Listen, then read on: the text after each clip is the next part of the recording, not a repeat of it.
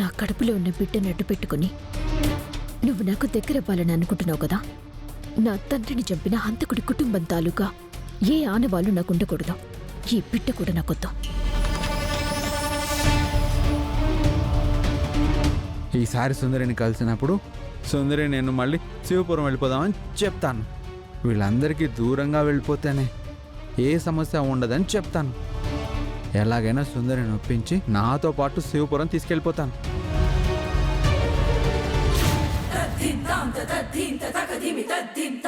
అన్నా, కేఎల్ హాస్పిటల్కి వస్తావా?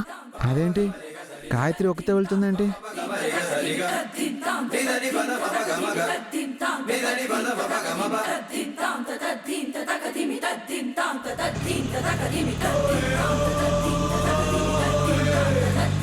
కేఎల్ హాస్పిటల్ అంటుంది ఏంటి?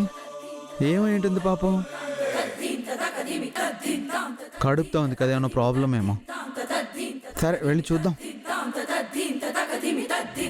ఆటో ఆటో ఆపు. ఎక్కడికి వెళ్ళాలి సార్? ఆటోని ఫాలో. రండి సార్, ఎక్కండి.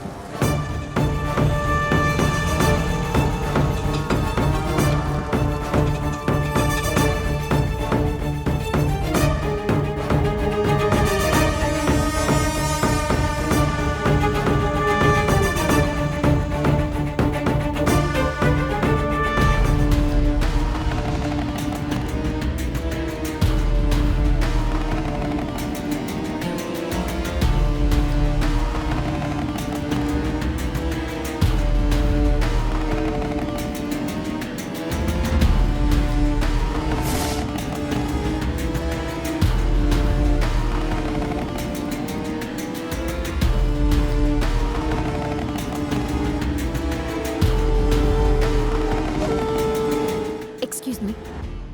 చెప్పండి. డాక్టర్ గారు ఇక్కడున్నారు. ఏంటి ప్రాబ్లం?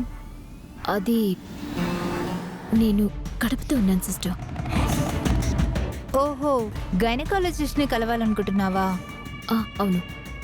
మీతో ఎవరు రాలేదేంటమ్మా?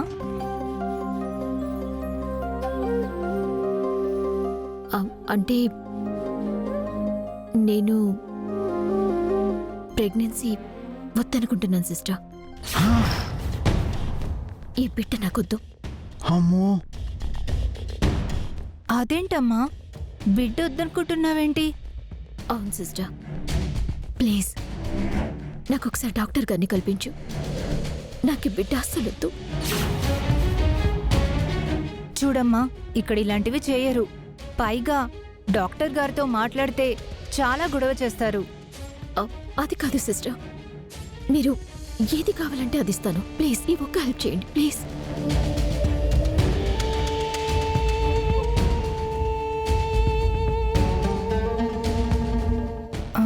చెయ్యొచ్చు, కాకపోతే ఏమిస్తావో చెప్పు. డాక్టర్ గారిని నేను కన్విన్స్ చేస్తాను.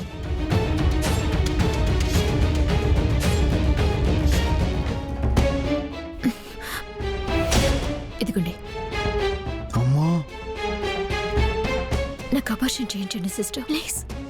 ఇదేంటి గాయత్రి అబార్షన్ చేయించుకోవడం ఏంటి? బిడ్డను వద్దనుకుంటుంది ఏంటి? అమ్మో, తప్పు తప్పు తప్పు. తీసుకోండి, ఇది ఉంచుకొని నాకు అబార్షన్ చేయించండి.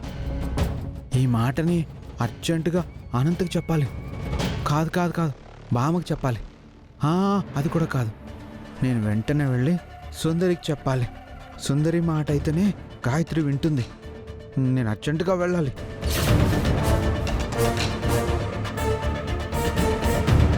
నేనంతా చూసుకుంటాను.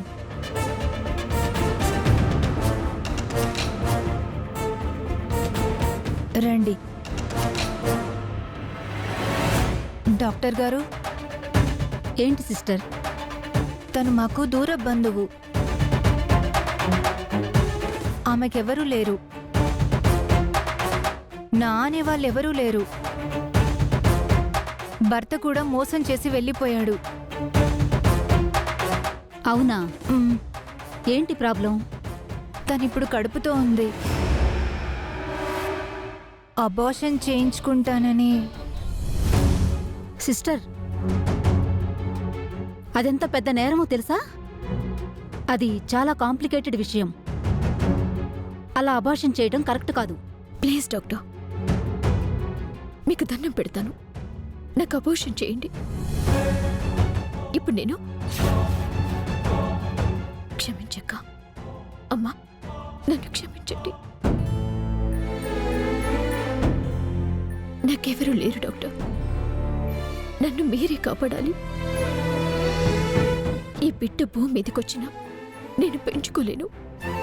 ప్లీజ్ డాక్టర్ గారు, తను మా దూర బంధువు. మీరు ఈ పని చేసి మాకు సహాయం చేసిన వాళ్ళవుతారు. సిస్టర్, మీకేం చెప్పాలో నాకు అర్థం కావటం లేదు. ఇది నిజంగా క్రైమ్. కానీ ఆ అమ్మాయి అనాథంటున్నావు.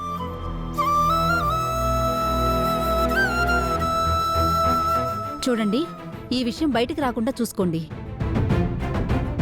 థ్యాంక్స్ డాక్టర్ గారు, ఇప్పుడే రెడీ చేస్తాను. ఉమ్. రా వెళ్దాం.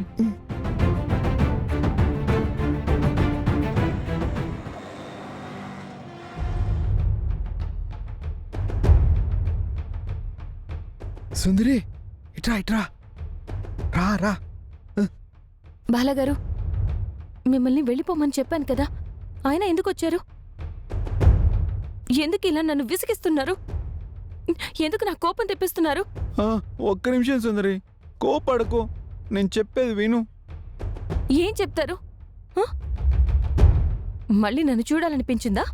ఉమ్, మీతో ప్రశాంతంగా మాట్లాడుతుంటే మీకు అర్థం కావట్లేదు. అయ్యో ఆగు, నువ్వు నన్ను తిట్టకు. ఏంటో చెప్పండి.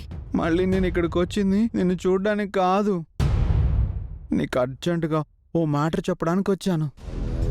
ఉమ్, ఏంటది? ఏంటా మ్యాటరు? నేను దారిలో వెళ్తూ ఉంటే గాయత్రి ఒక్కతే హాస్పిటల్కి వెళ్తూ కనిపించింది. ఎందుకు వెళ్తుందా అని నేను వెంట వెళ్ళా. అక్కడ నర్సుతో గాయత్రి తన కడుపు తీయించుకోవాలని ఆ నర్సుతో చెప్తుంటే విన్నా.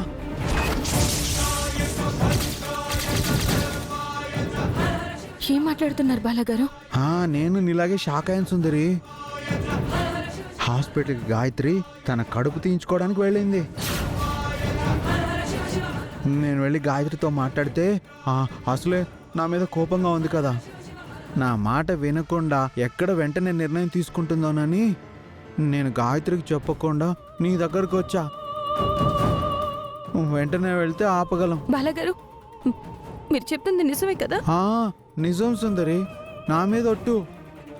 బాలగారు అబద్ధం చెప్పరు, నాతో నిజం మాత్రమే చెప్తారు.